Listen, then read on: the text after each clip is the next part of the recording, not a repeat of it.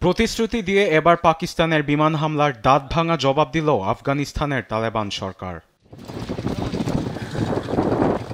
শনিবার পাকিস্তানের কয়েকটি বর্ডার পোস্ট লক্ষ্য করে হামলা চালানো হয় বলে জানায় পাকিস্তানের প্রভাবশালী গণমাধ্যম দ্য ডন। এতে পাকিস্তানের এক সেনা নিহত হন, আহত হন আরও 11 জন।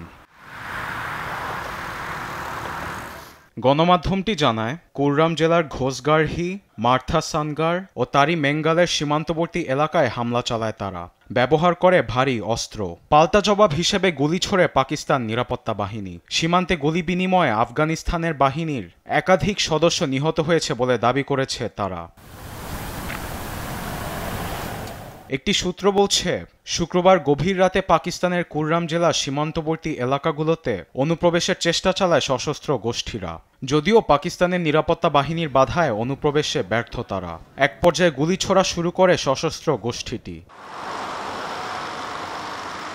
এ হামলার সত্যতা নিশ্চিত করেছে আফগানিস্তানের প্রতিরক্ষা মন্ত্রণালয়। সম্প্রতি পাকিস্তানের বিমান হামলায় অর্ধ শতাধিক নিহতের প্রতিশোধ নিতেই এ হামলা বলেও দাবি করা হয়।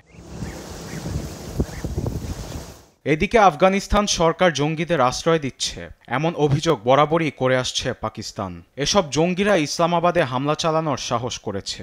তবে এই অভিযোগ অস্বীকার করে আসছে কাবুলের তালেবান সরকার। উভয় দেশের মধ্যে ইস্যুতে মধ্যস্থতা না হলে প্রাণহানির সংখ্যা আরও বাড়বে বলে আশঙ্কা করছেন বিশ্লেষকরা। আরবেদ আফসার, নিউজ ডেস্ক, দেশ টিভি।